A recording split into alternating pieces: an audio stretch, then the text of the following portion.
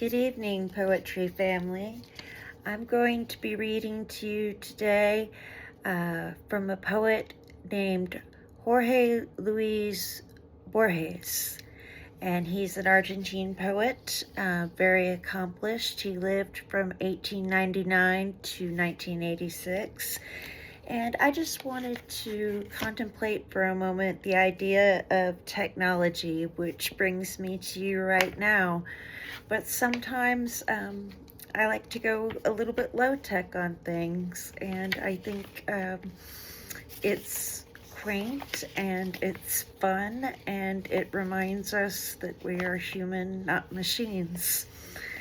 So the first poem I'm going to read is called To the One Who Is Reading Me. You are invulnerable. Didn't they deliver those forces that control your destiny, the certainty of dust? Couldn't it be your irreversible time is that river in whose bright mirror Heraclitus read his brevity? A marble slab is saved for you, one you won't read, already graved with city epitaph dates of the dead. And other men are also dreams of time, not hardened bronze, purified gold. They're dust, like you. The universe is Proteus. Shadow, you'll travel to what waits ahead, the fatal shadows waiting at the rim. Know this, in some ways, you're already dead. This next one is called Limits. Of all the streets that blur in the sunset, there must be one, which I am not sure, that I by now have walked for the last time without guessing it, the pawn of that someone who fixes in advance omnipotent laws, sets up a secret and unwavering scale for all the shadows, dreams, and forms woven into the texture of this life. If there is a limit to all things, and a measure, and a last time, and nothing more, and forgetfulness, who will tell us to whom in this house we, without knowing it, have said farewell? Through the dawning window night withdraws, and among the stacked books which throw irregular shadows on the dim table, there must be one which I will never read. There is in the south more than one worn gate, with its cement urns and planted cactus, which is already forbidden to my entry, inaccessible, as in a lithograph. There is a door you have closed forever, and in some mirror is expecting you in vain. To you the crossroads seem wide open, yet watching you, four-faced, is the Janus. There is among you all your memories one which has now been lost beyond recall. You will not be seen going down to that fountain, neither by white sun, nor by yellow moon. You will never recapture what the Persian said in his language, woven with birds and roses, when in the sunset, before the light disperses, you wish to give words to unforgettable things. And the steadily flowing Rhone and the lake, all that vast yesterday or for which today I bend, they will be as lost as Carthage, scourged by the Romans with fire and salt. At dawn I seem to hear the turbulent murmur of crowds milling and fading away. They are all I have been loved by, forgotten by. Space, time, and Borges now are leaving me. This next one really stuck with me after I read it. It's called A Wolf. Gray and furtive in the final twilight, he lopes by, leaving his spoor along the bank of this nameless river that has quenched the thirst of his throat, these waters that repeats no stars. Tonight, the wolf is a shade who runs alone and searches for his mate and feels cold. He is the last wolf in all of Angleland. Odin and Thor know him. In a commanding house of stone, a king has made up his mind to put an end to wolves.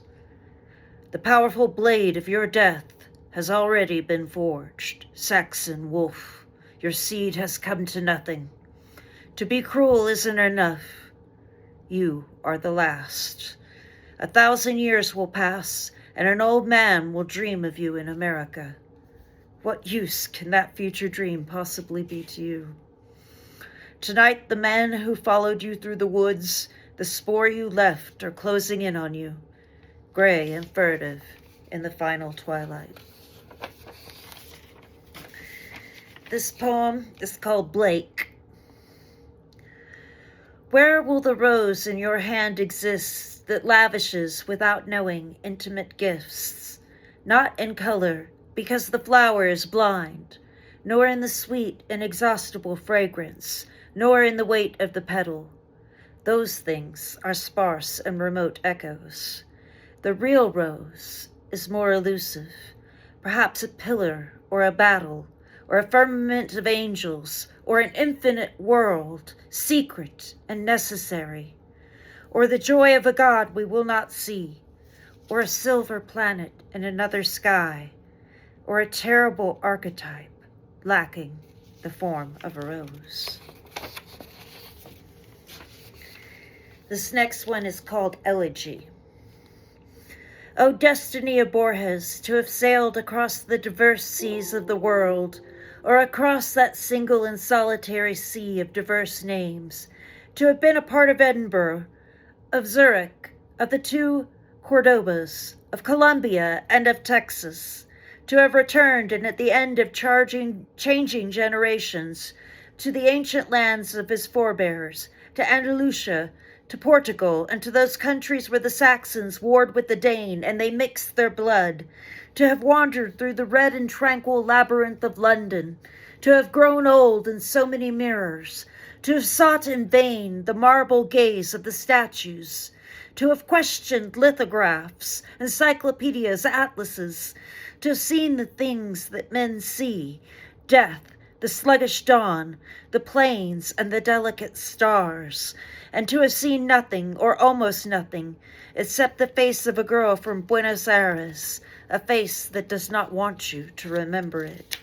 O destiny of Borges, perhaps no stranger than your own. This next one is called Instance.